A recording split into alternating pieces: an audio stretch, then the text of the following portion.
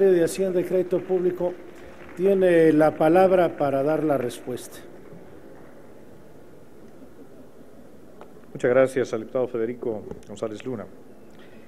Indudablemente, una de las grandes asignaturas y de las grandes oportunidades que derivan de la implementación de la reforma financiera es ampliar el crédito a las micro, pequeñas y medianas empresas y hacer que este sea más sencillo y sobre todo más barato.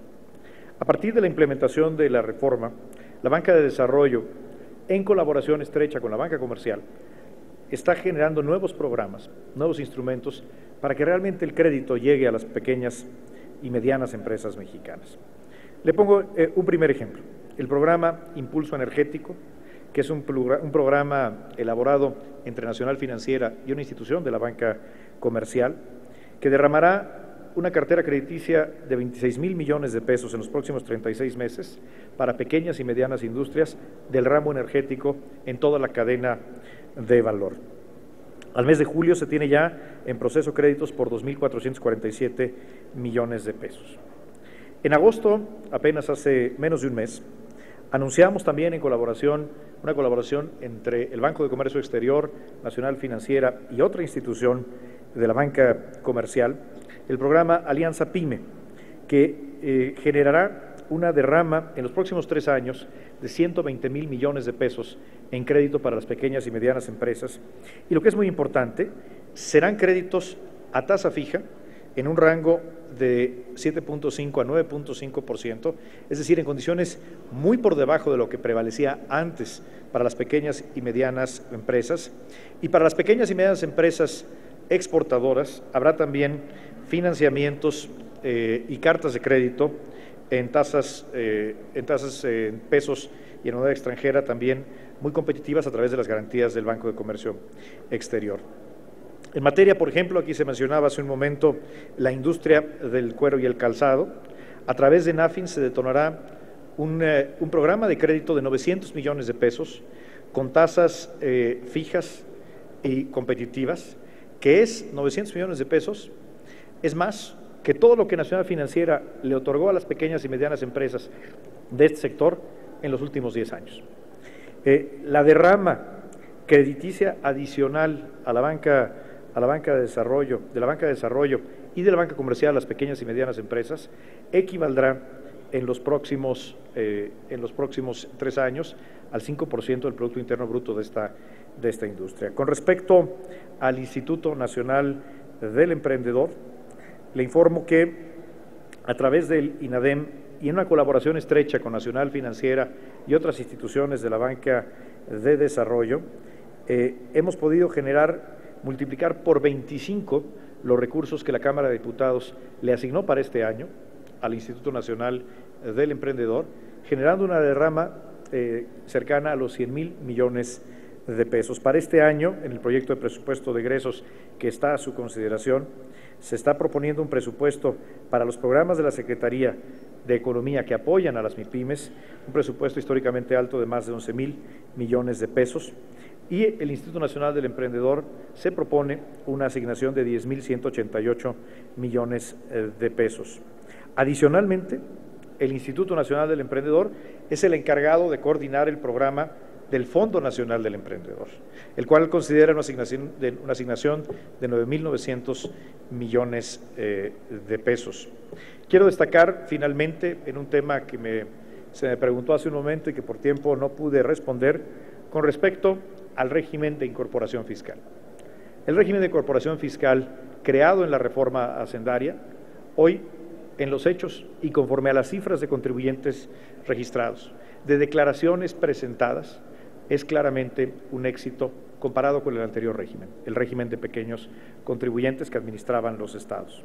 Es cierto, representa, como todo cambio, un reto, pero es un reto que millones, literalmente millones, 4.2 millones de pequeños comerciantes, tianguistas, aquellos que están en los mercados sobre ruedas, están aceptando con entusiasmo. Y lo menciono porque el Instituto del Emprendedor, el Instituto Nacional del Emprendedor, tiene un programa específico para aquellos que se inscriben en el régimen de incorporación fiscal, que forma parte de la estrategia Crezcamos Juntos y que implica creer que aún las pequeñas empresas, las más pequeñas, las microempresas, que son también los pequeños contribuyentes, pueden participar de manera exitosa de la productividad y, por supuesto, de los apoyos que brinda el Estado mexicano. Muchas gracias. Gracias, señor secretario. Para hacer el comentario que vea procedente, diputado Federico González Luna, y en nombre del mismo grupo parlamentario del Partido Verde Ecologista de México, tiene el uso de la palabra hasta por 3 minutos. Gracias, señor presidente. Señor secretario, le agradecemos que haya dejado claro los beneficios de la reforma financiera que ha generado para las familias mexicanas, particularmente las micro, pequeñas y medianas empresas, a través de los apoyos al financiamiento que realiza la Banca de Desarrollo, así como los retos y tareas por realizar en la materia.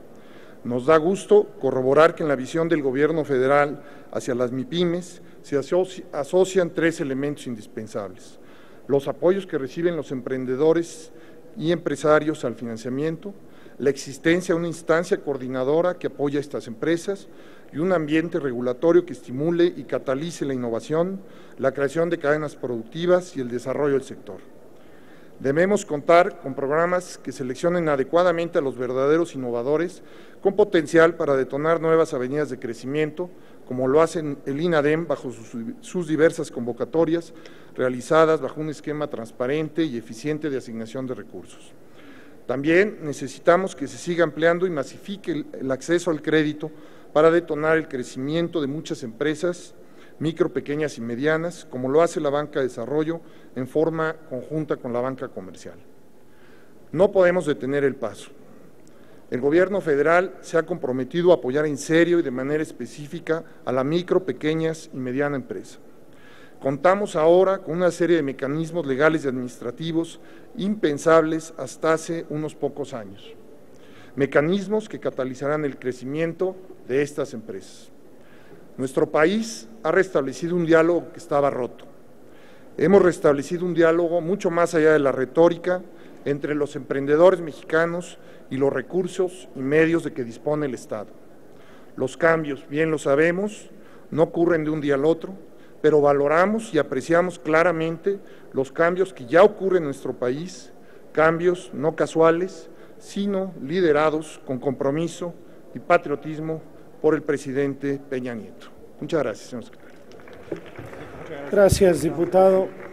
Tiene el uso de la palabra la diputada Luisa María Alcalde Luján, del Grupo Parlamentario de Movimiento Ciudadano, para formular su pregunta hasta por 5 minutos, diputada.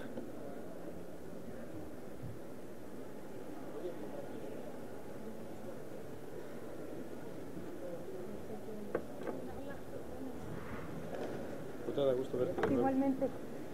¿Cómo está? Ha pasado un año desde que la reforma hacendaria fue aprobada. Reforma en la que usted mismo, secretario Videgaray, recordará, justificó el aumento de impuestos con la creación de 2 programas: Pensión Universal y Seguro de Desempleo. Hoy, a un año, los resultados y el propio presupuesto de egresos demuestran que esa justificación era falsa. Al seguro de desempleo solo le destinó poco más de 1% de los nuevos impuestos recaudados. Es decir, de los más de 200,000 millones de pesos adicionales, al seguro de desempleo solo le asignaron 2,600 millones. Y si se destinaron tan pocos recursos, ¿cómo pretendían entonces pagar este seguro? ¿Cómo iban a cumplir con sus promesas? Sería la pregunta obligada. Fácil, pensaron, con los recursos de los mismos trabajadores, haciendo uso de sus propios fondos de vivienda. La salida que encontraron fue proponer que ellos pagaran cerca del 90% de su seguro de desempleo a costa de tener que gastarse su ahorro para poder adquirir una vivienda propia. Y lo mismo respecto a la pensión universal. Destinaron cerca del 2% del total de los nuevos impuestos recaudados. Hoy sabemos que la pensión no será universal y que seguirá siendo de 580 pesos como ya era con el programa de 70 y más, para que en un plazo de 15 años se llegue a obtener 1,092 pesos. Fueron palabras suyas, secretario, y lo cito: se creará una pensión para todos los mexicanos por el solo hecho de serlo. Se creará por primera vez en México un seguro de desempleo para todos los trabajadores.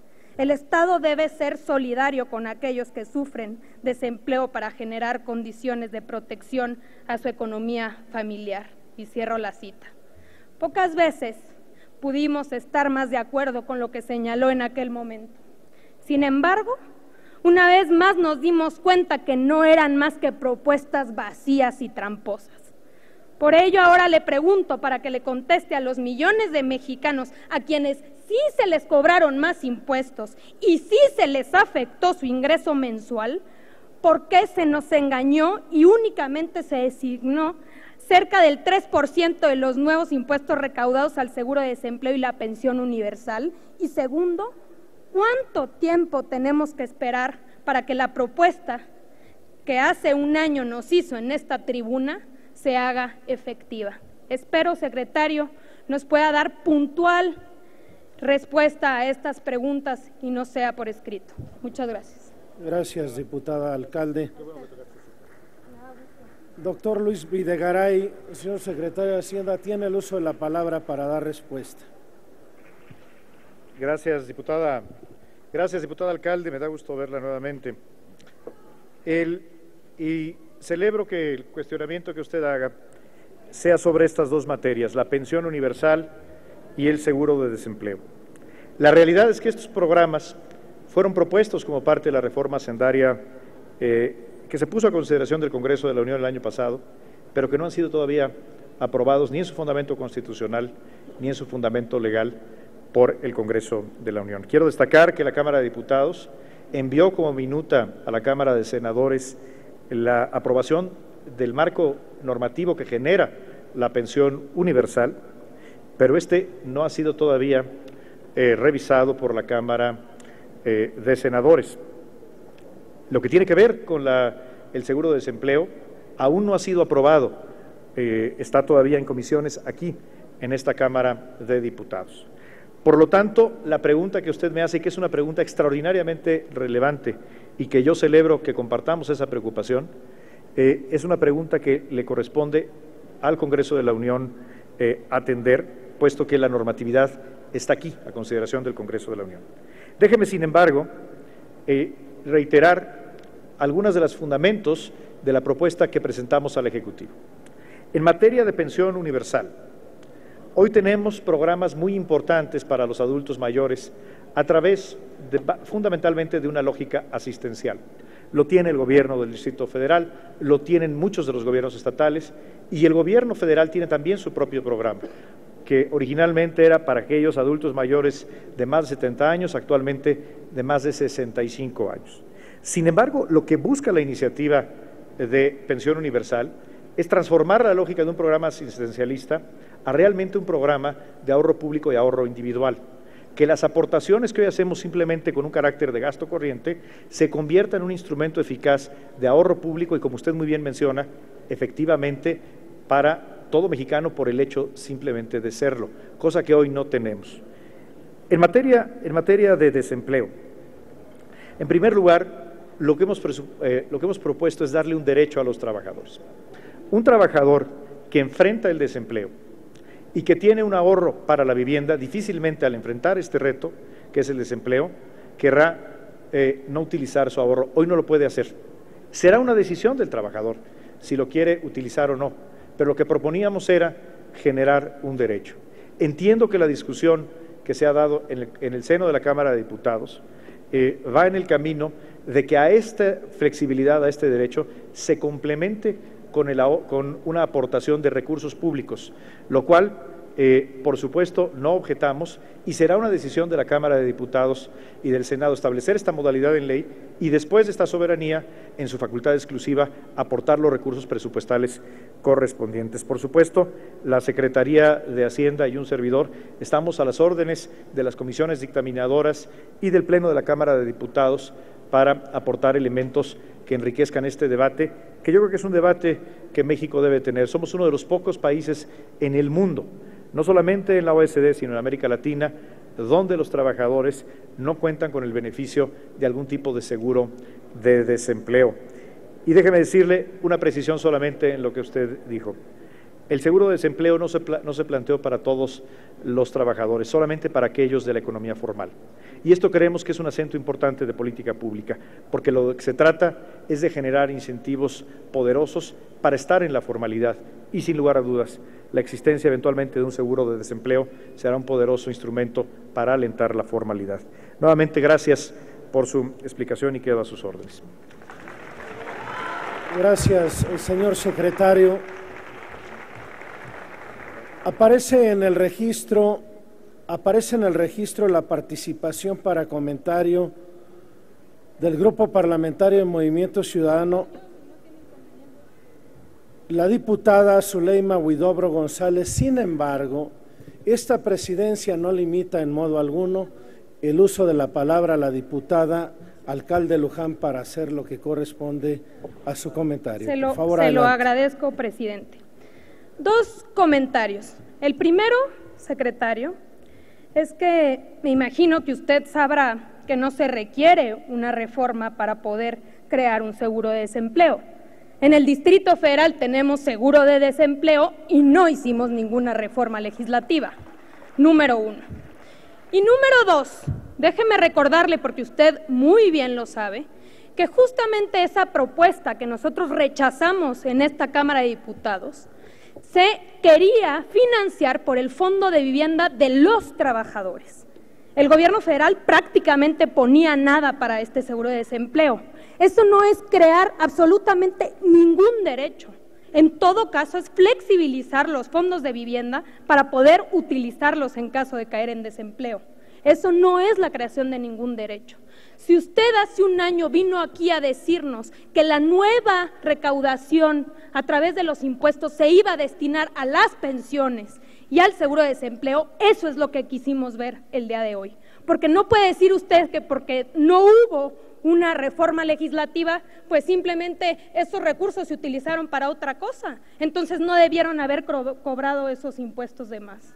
Yo le pido, por favor, señor secretario, que como nos prometió en aquel momento, las nuevas recaudaciones y los más de 200,000 millones de pesos sean destinados para que realmente las mexicanas y los mexicanos tengan hoy un nuevo derecho y sea un seguro de desempleo y sea una pensión universal digna y no como sigue siendo de 580 pesos. Muchas gracias. Gracias, diputada. Tiene la palabra el diputado Adolfo Oribe Bellinger, del Grupo Parlamentario del Partido del Trabajo, para formular la pregunta que le corresponde.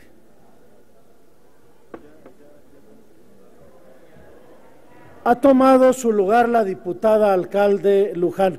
Le ruego su comprensión y nos ayuden a la conducción en los términos del acuerdo. Gracias, diputada Huidobro. Por favor, diputado Oribe Bellinger, haga uso de la palabra. ¿Con qué objeto, diputado Ricardo Mejía?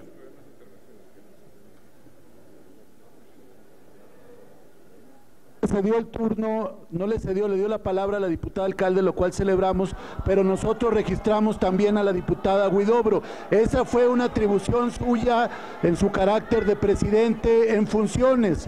Entonces le pedimos, además queda tiempo, pedimos que le ceda la palabra a la diputada Huidobro como está formalmente registrado ante la mesa directiva de la Cámara. Usted tomó la atribución de darle la palabra a la diputada alcalde, celebramos la decisión, pero eso no obsta para que la diputada Huidobro pueda participar. Diputado Ricardo Mejía, solo están consideradas las participaciones aprobadas por esta Asamblea. No ha limitado esta presidencia el derecho que incumbe, que corresponde a Movimiento Ciudadano. Le ruego su auxilio para el debido desarrollo de esta sesión en términos del acuerdo. Gracias por su comprensión y le otorgamos el uso de la palabra al señor diputado don Adolfo Oribe. Por favor, adelante.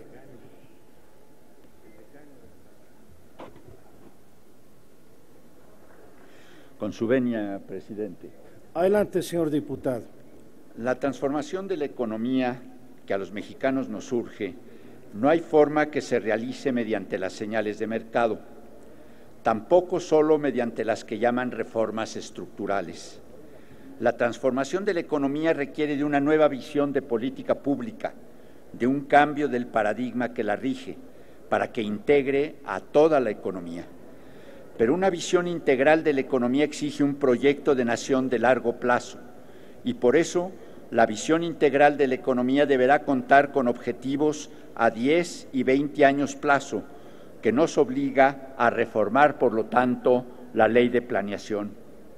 Hasta 1980, los mexicanos contábamos con un proyecto de nación, estuviéramos de acuerdo con él o no. La economía, desde su construcción específica por el general Lázaro Cárdenas hasta 1980, fue tomando características diferentes en función de la coyuntura internacional y de los diferentes presidentes de la República, pero siempre en el marco general del proyecto de nación mandatado por el espíritu de los constituyentes del 17. En estos términos, deberán establecerse los lineamientos marco de la nueva Ley de Planeación. Desde la década de los 80, los seguidores del Consenso de Washington rompieron con ese proyecto y la nación ha vivido 3 décadas sin saber cuál es nuestro puerto común de llegada, aunque fuese en el marco del capitalismo globalizado. Es ya el momento histórico de emprender una construcción consensuada y viable de un nuevo proyecto de nación que siga sustentado en el espíritu de los constituyentes del 17. Pero comencemos por lo menos con un cambio de paradigma en materia de política económica que con la Rectoría del Estado y la conjunción de los sectores privado y social, como lo establece el artículo 25 constitucional, así como la academia, como lo establece el artículo 153 de la Ley Federal del Trabajo al constituir el Comité Nacional de Productividad, comencemos con un nuevo paradigma que elabore una ley que impulse el incremento sostenido de la productividad y la competitividad de toda la economía nacional y no solamente de unos sectores. Hace 50 años aprendí de Mao Zedong que cuando el país está en peligro, para salvarlo había que conjuntar fuerzas. Estoy convencido que invadidos económica, ideológica y culturalmente por el extranjero, son tiempos de sumar fuerzas, no dividirnos, ni siquiera restarnos. Cada quien en esa suma intentará profundizar su visión y su posición. Así debe ser. Pero México requiere de esa suma para fortalecer su identidad como nación, fortaleciendo su economía interna y generando empleo para los millones de mexicanos que lo demandan, para salir de la pobreza, para reducir las desigualdades y abatir la delincuencia. Con esta idea rectora, la Comisión de Competitividad suscribió la iniciativa de ley que mencionamos en nuestra anterior participación. Sus aspectos fundamentales son los siguientes.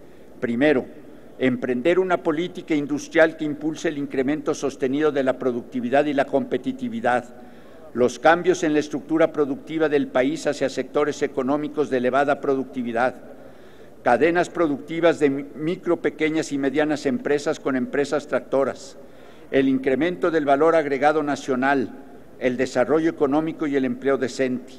Segundo, emprender políticas de carácter sectorial que jalen a la economía a tasas superiores al 5 o 6%. Tercero, emprender políticas de carácter regional que permitan reducir las desigualdades. Cuarto, constituir sistemas sectoriales y regionales de innovación aplicada. Quinto, contemplar estas políticas y sistemas en términos de horizontes temporales de corto, mediano y largo plazos. Y sexto, crear matrices de compromisos con indicadores de resultados con el fin de cumplir con los objetivos, estrategias, metas y acciones acordadas en el Comité Nacional de Productividad para evaluar efectivamente el cumplimiento de lo establecido por este comité. Como ya mencionamos anteriormente, debemos reformar la Ley de Planeación. Usted, ciudadano secretario, dijo en su comparecencia de hace un año, y cito, habremos de trabajar con la comisión que usted preside las modificaciones a la Ley de Planeación. Es oportuno y es el momento de adecuar nuestro marco de planeación. Y yo agregaría que en la economía actual el desarrollo es inalcanzable si no se establecen lineamientos generales de una planeación a 20 o 30 años plazo. Termino, presidente. Le preguntaría, ciudadano secretario, dos cosas. Si fuera, por favor, tan gentil de contestar la pregunta que le hice en mi anterior participación sobre qué va a pasar con una ley reglamentaria de la competitividad que corresponde a las reformas a los artículos 25 y 26 constitucionales en materia de productividad y competitividad. Y segundo, ¿cuál es la opinión del Poder Ejecutivo Federal en materia de la necesidad de cambiar la ley de planeación para poder efectivamente desarrollar el país a largo plazo?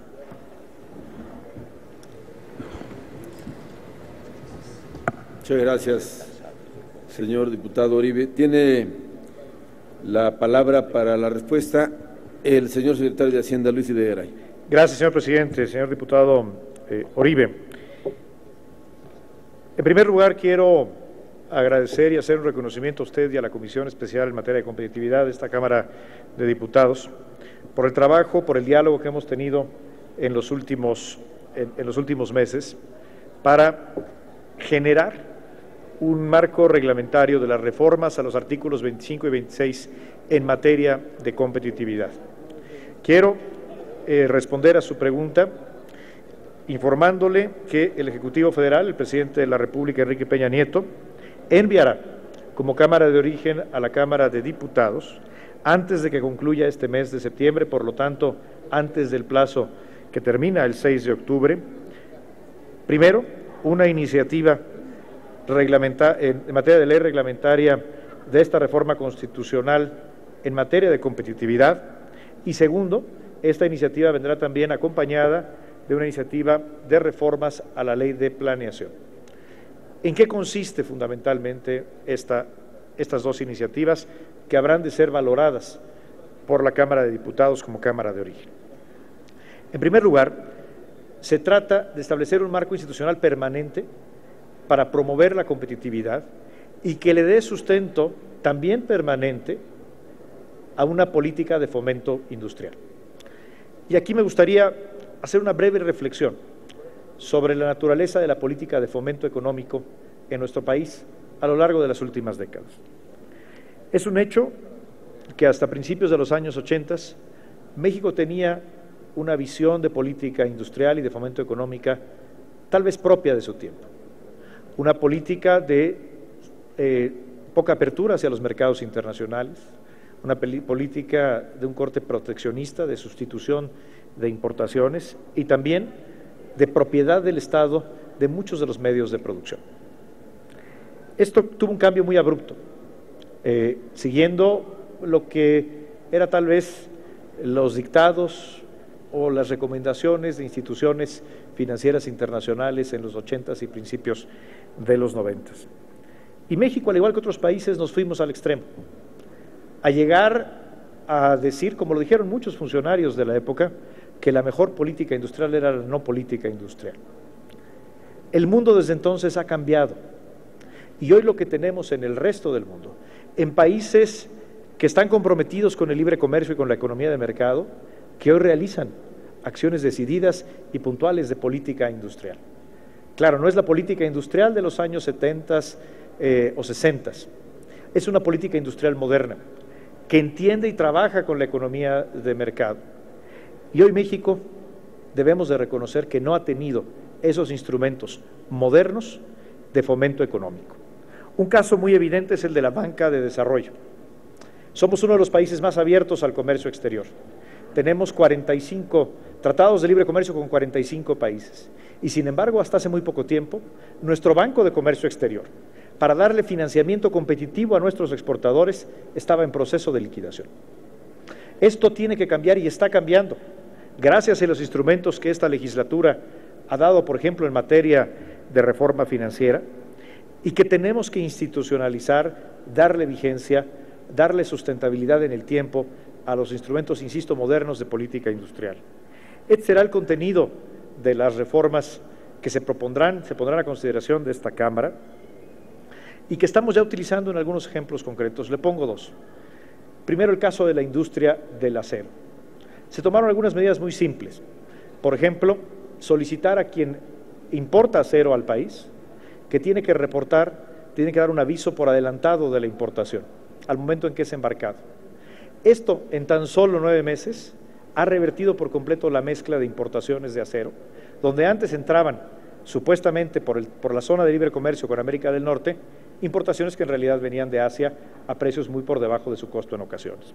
Y en segundo lugar está, usted mismo lo mencionaba, las medidas que se tomaron para la industria del cuero y el calzado, donde es un conjunto de medidas fundamentalmente aduaneras y arancelarias, detener la desgravación, restablecer precios de garantía, un apoyo decidido de la banca de desarrollo, particularmente a los pequeños y medianos productores, pero también a las empresas grandes exportadoras del sector del cuero y el calzado, que lo que implican es un apoyo para que esta industria, que por cierto genera más de 120,000 empleos directos, continúe siendo una industria competitiva y creciente y que pueda enfrentar el reto muy común de las importaciones por debajo de su precio real. Muchas gracias, señor diputado. Muchas gracias, señor secretario.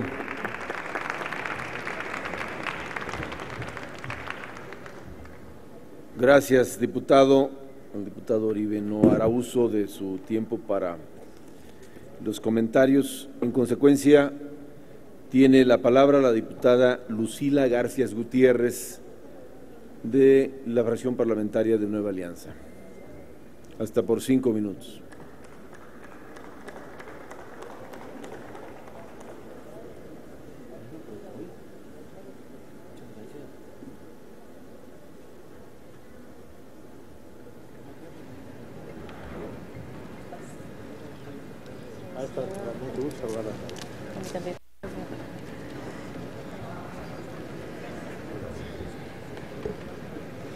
Consumenia, diputado presidente, compañeras y compañeros diputados, señor secretario de Hacienda y Crédito Público, doctor Luis Videgaray Castro, sea usted nuevamente bienvenido.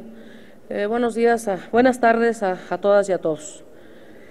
Señor secretario, la estabilidad de la economía, la disciplina en el manejo de las finanzas públicas, la confianza de los inversionistas, la calificación riesgo país de la economía mexicana, el nivel de reservas internacionales que han ocupado la atención de la dependencia a su cargo, son medidas sin duda indispensables para la viabilidad económica del país. El Grupo Parlamentario de Nueva Alianza y la sociedad en general esperamos y tenemos confianza en que la implementación de las reformas estructurales que hemos aprobado permitirá que las variables descritas se traduzcan en los instrumentos económicos necesarios para responder a las necesidades de mexicanas y mexicanos. Ha llegado el momento de que la estabilidad de las variables macroeconómicas sea algo más que una buena noticia, que las cifras se conviertan en fuentes de empleo, en trabajos de calidad, en recursos públicos para la educación, para la salud y mitigar las enormes diferencias de ingreso que aún persisten entre la población.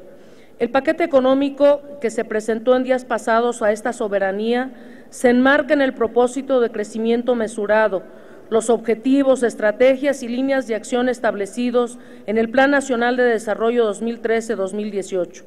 A nuestro juicio, el análisis y la discusión de la propuesta que por su conducto presentó el Ejecutivo debe ser mucho más que el cúmulo de cifras y comparaciones numéricas. Debe concentrarse en una distribución de recursos eficiente y focalizada de los recursos que permita atender los rezagos e insuficiencias que aún persisten en el ámbito social. Dado el vasto alcance de las reformas estructurales aprobadas recientemente, es fundamental dar seguimiento a cada una de ellas para que los beneficios esperados de estas permeen a la ciudadanía.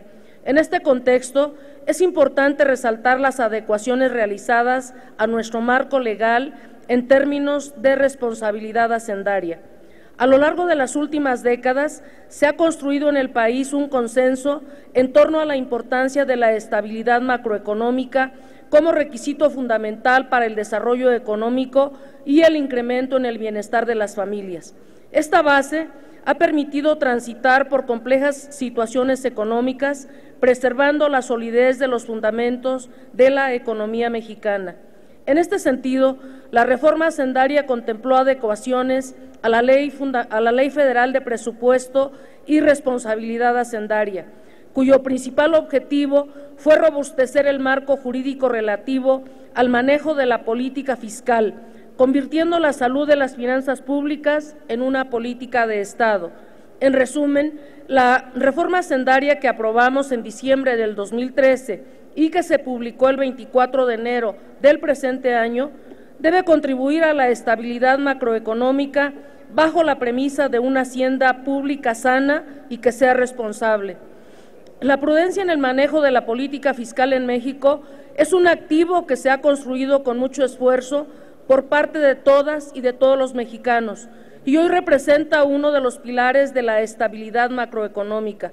Cabe resaltar que el paquete económico 2015 contiene las medidas que se estipularon en la reforma a la Ley Federal de Presupuesto y Responsabilidad Hacendaria aprobada por el Honorable Congreso de la Unión.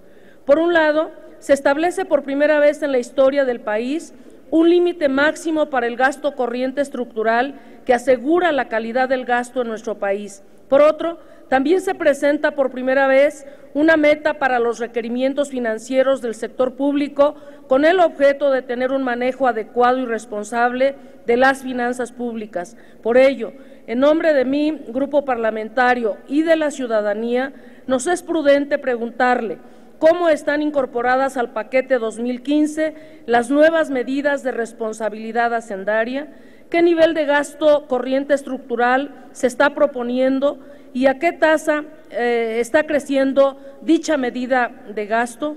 Por sus respuestas, muchas gracias, secretario. Muchas gracias, señora diputada.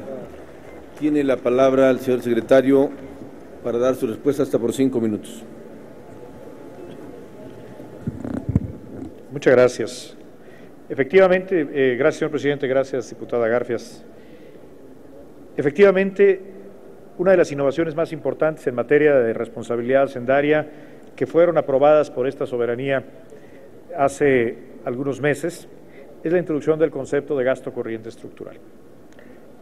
Tal vez el mayor deterioro que han sufrido las finanzas públicas en los últimos 15 años fue un crecimiento por encima de la tasa de crecimiento del Producto Interno Bruto del gasto corriente estructural, es decir, el gasto del gobierno que no es para inversión pública, el gasto que no es para combatir la pobreza, sino es el gasto de operación del gobierno que tiene características de rigidez y que por lo tanto de un año a otro es muy difícil revertir. Era urgente para tener una trayectoria de sustentabilidad de las finanzas públicas y de responsabilidad hacendaria, establecerle un límite al crecimiento del gasto corriente estructural. Si usted revisa los comentarios que las agencias calificadoras o el propio Fondo Monetario Internacional hicieron a partir de la aprobación de la reforma hacendaria, es tal vez la introducción del concepto de gasto corriente estructural y del techo que se establece al mismo, el elemento central que robustece las finanzas públicas a la luz de quienes analizan el tema desde el exterior. El gasto corriente estructural es un concepto que entra en vigor por primera vez en el año 2015 y por lo tanto por primera vez se refleja en el proyecto de presupuesto de egresos de la Federación. Para los años 2015 y 2016, el gasto corriente estructural, y así lo establece la ley en sus transitorios, no podrá tener un crecimiento de más allá del 2% del Producto Interno Bruto. y a partir del 2017 no podrá tener un crecimiento mayor que el crecimiento potencial del Producto Interno Bruto, de acuerdo a la fórmula establecida en ley. Por lo tanto, para el año 2015, el límite que establecen los transitorios de la ley es de 2.199 mil millones de pesos. Sin embargo, en el paquete económico que está puesto a su consideración, se plantea un crecimiento por debajo de este techo. Si bien el techo nos daba la libertad de llegar hasta 2% del Producto Interno Bruto, con la convicción de que debemos de avanzar de manera más acelerada en la contención del gasto corriente estructural, únicamente se propone un crecimiento del 0.9% del Producto Interno Bruto. Y hay que tomar en cuenta que el gasto corriente estructural incluye el crecimiento en los ramos autónomos, es decir, ramos que no controla o que no puede proponer el Poder Ejecutivo. Los ramos autónomos consideran un crecimiento del gasto corriente estructural del 14%. Por lo tanto, el resto del gasto corriente estructural, particularmente el de los ramos administrativos, es decir, el del gobierno federal, tiene un crecimiento en algunos casos nulo o en algunos otros casos incluso una contracción, particularmente en el gasto operativo del gobierno.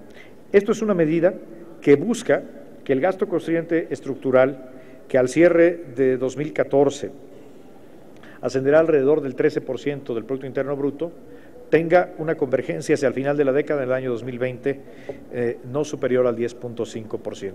Estamos en esa ruta, es una ruta de responsabilidad hacendaria, implica que las dependencias del Ejecutivo Federal tendrán que tener un principio de austeridad permanente, como debe de ser. A final de cuentas, el dinero de los impuestos, el dinero que aportan los mexicanos para el desarrollo nacional, debe gastarse en las cosas que quiere la gente, en la obra pública, en la educación, en los programas de combate a la pobreza y no en el gasto corriente del gobierno federal. Gracias, diputado. Muchas gracias, ciudadano secretario. Tiene la palabra hasta por 3 minutos la diputada Lucila Garfias para hacer sus comentarios correspondientes.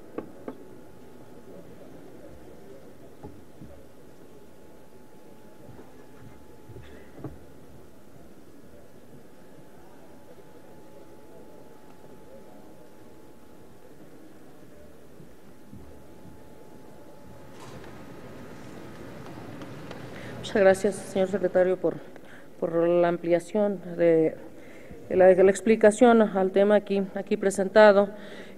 Por otra parte, expresar lo siguiente: no podemos omitir que todos los agentes económicos, tanto nacionales como internacionales, coinciden en que las expectativas de crecimiento del PIB en el 2015 son positivas, pero necesitamos crecer más. Y por ello, verdaderamente esperamos que la aplicación de las reformas se traduzcan en mejores empleos y oportunidades para todas y para todos. Por otra parte, de acuerdo a lo mencionado en la glosa, durante este ejercicio fiscal se implementó el programa de aceleración del crecimiento PAC para estimular la economía y lograr un mayor crecimiento sostenido e incluyente. Para obtener efectos positivos, dicho programa busca acelerar el gasto público, brindar financiamiento a hogares, empresas y gobierno por medio de la banca de desarrollo y, por último, impulsar el crédito a la vivienda y reactivar el crecimiento económico. Por lo cual, lo dijo así, señor secretario, sería por escrito, o en algún otro momento de la participación, ¿qué resultados concretos se han obtenido en la implementación del programa de aceleración del crecimiento?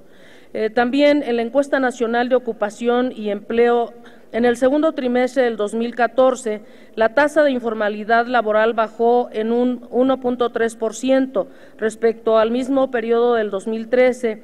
Sin embargo, dicha tasa de informalidad mantiene un nivel del 57.8%, porcentaje que continúa siendo muy grande en relación a la economía formal de nuestro país.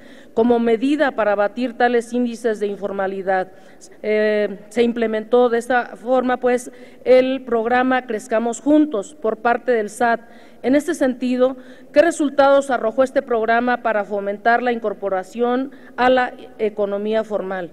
En nuestro grupo parlamentario consideramos fundamental que el crecimiento económico detone el empleo de calidad con mejores salarios. Solo de esta forma estaremos brindando oportunidades para incorporar a nuestros jóvenes al mercado laboral.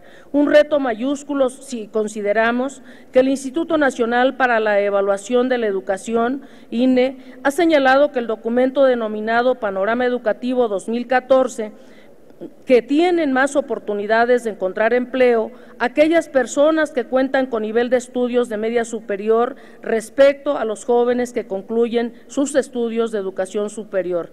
Esta conclusión preocupante no es más que una muestra de que es necesario no solo crecer económicamente, sino generar el valor agregado para nuestra economía a través de la inversión y desarrollo de la investigación científica e investigación tecnológica. Por su atención, compañeras, compañeros, secretario, gracias. Muchas gracias, diputada Garfias. Agotada esta primera ronda de preguntas, respuestas y comentarios. Pasamos ahora a la segunda ronda de preguntas, respuestas, comentarios, relativa a la presentación de la Ley de Ingresos de la Federación para el ejercicio fiscal 2015.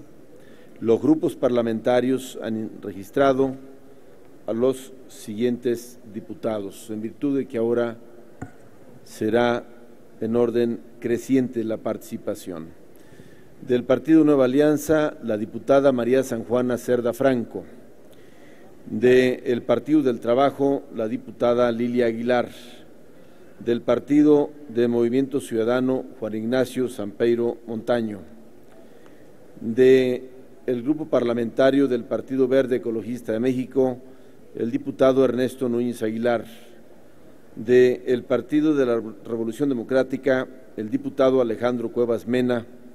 Del Partido Acción Nacional, el diputado Andrés de la Rosa Anaya, y del Partido Revolucionario Institucional, la diputada Marisela Velázquez Sánchez. En consecuencia, tiene la palabra la diputada María San Juana Cerda Franco, hasta por 5 minutos.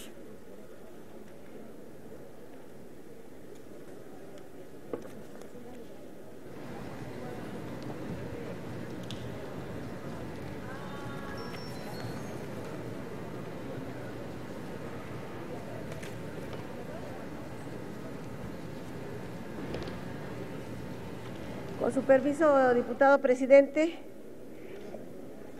señoras, señores legisladores, señor secretario, en la iniciativa Ley de Ingresos de la Federación se estima obtener recursos por 4.676.237 millones de pesos, equivalente al 25.5% del PIB, esto es un 0.78% más en términos reales respecto a lo aprobado para 2014. Esta iniciativa constituye una radiografía que nos muestra los temas en los que han tenido impacto las reformas estructurales.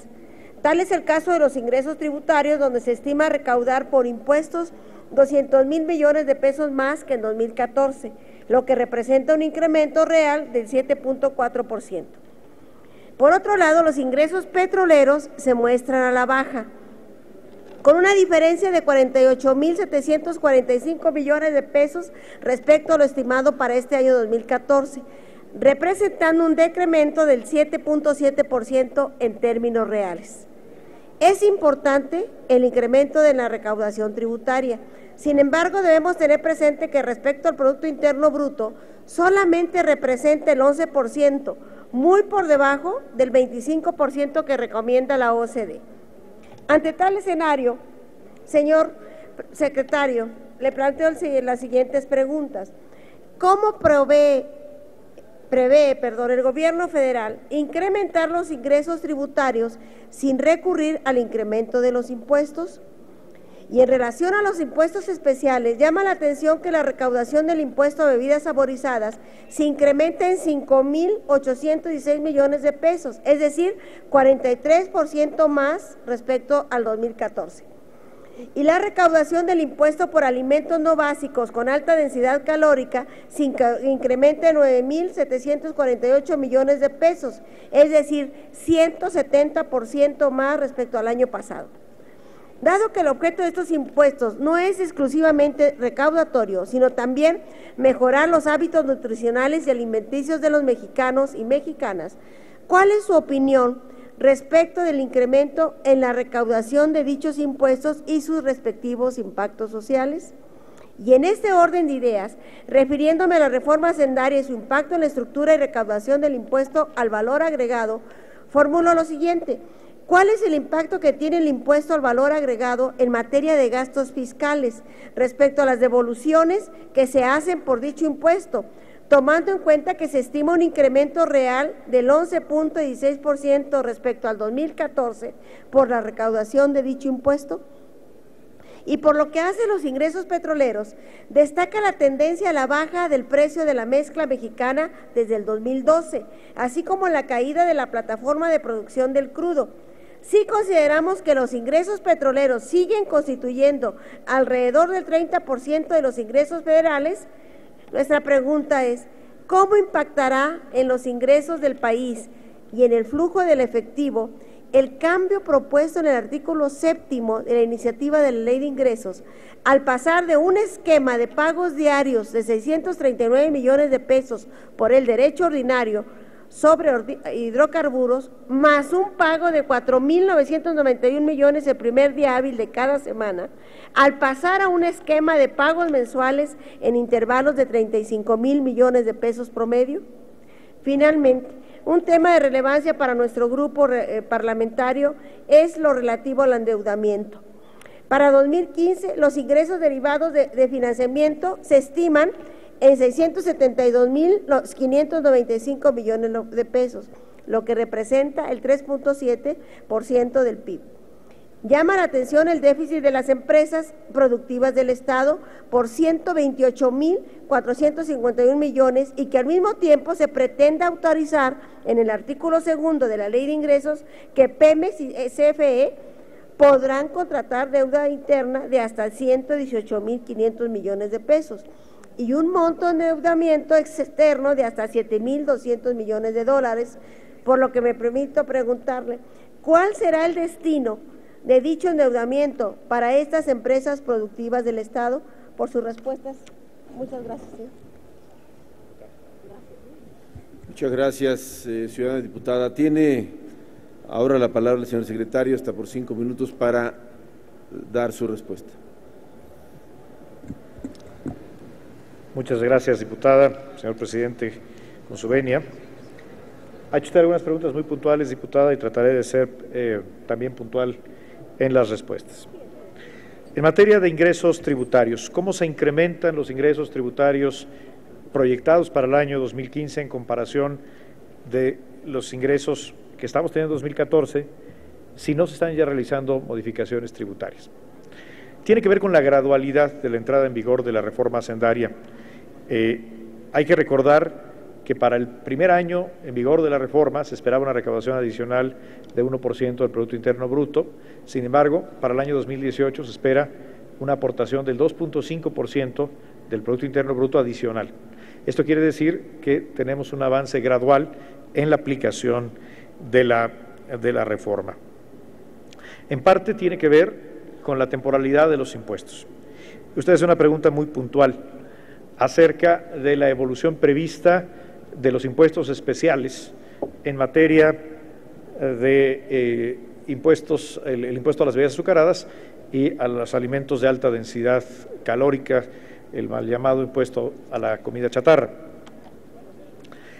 En este caso, el primer elemento que impulsa, a pesar de que el impuesto no tendrá cambios, lo que impulsa la mayor recaudación es que durante el 2014 únicamente tenemos el reflejo de 11 meses de recaudación, puesto que lo que se recauda, lo que se causa en el mes de enero, se integra al fisco en el mes de febrero. Por lo tanto, En el primer año de entrada en vigor solamente teníamos 11 meses de recaudación. En 2015 tendremos ya un año completo, 12 meses. Y en segundo lugar, que estamos teniendo en estos dos impuestos, particularmente en el de alimentos no básicos de alta densidad calórica, estamos teniendo una recaudación por encima del originalmente proyectado, en este caso por la propia Cámara de Diputados, y por lo tanto el impuesto, la proyección de esta recaudación está ya actualizada conforme al comportamiento observado en los primeros 7 meses del año. Hace usted una pregunta relevante con respecto a la entrada en vigor de la reforma energética y el impacto del nuevo régimen fiscal de Petróleos Mexicanos y también de la Comisión Federal de Electricidad. En cuanto a los pagos, el control presupuestal directo que estaba vigente para Petróleos Mexicanos desde el año 1964 implicaba un control muy estricto de la caja de Petróleos Mexicanos. Todos los días tenía Petróleos Mexicanos, y hasta la fecha todavía lo tiene que hacer, ingresar los recursos a la Secretaría de Hacienda. Esto va a cambiar, es parte de darle un tratamiento de normalidad a lo que ya no será un organismo descentralizado, sino una auténtica empresa productiva del Estado. Y por lo tanto, Petróleos Mexicanos entregará el pago de contribuciones, de derechos, de la misma forma que lo hace el resto de las empresas, con una periodicidad mensual. Esto le permitirá a Pemex tener una mucho mejor planeación de su flujo de efectivo, y lo mismo hará también la Comisión Federal de Electricidad. Pregunta usted también de manera puntual con respecto a el endeudamiento de estas dos entidades, de estas dos empresas productivas del Estado para el año 2015.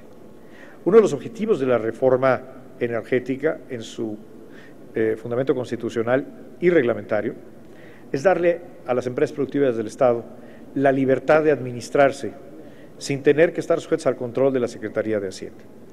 Y de esta manera pueden determinar sus políticas de endeudamiento con el único límite del techo que les establezca no el Ejecutivo, sino el Congreso de la Unión en la Ley de Ingresos, un límite global.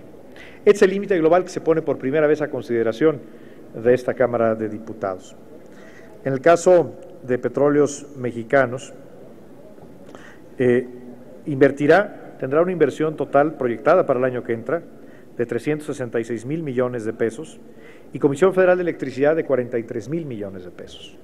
Por lo tanto, el endeudamiento irá por completo a financiar parcialmente este programa de inversión, y el resto del programa de inversión será financiado con ingresos propios de ambas empresas productivas del Estado. Esto es parte de la aplicación de la reforma energética. No representa en este periodo de transición un daño a la hacienda pública, pero sí representa una forma distinta de administrar estas empresas, que deberán de comportarse como tal, como empresas, y no simplemente como una instancia más de la burocracia federal. Muchas gracias, diputado. Muchas gracias, señor secretario. Tiene la palabra la diputada San Juana para su comentario, está por 3 minutos.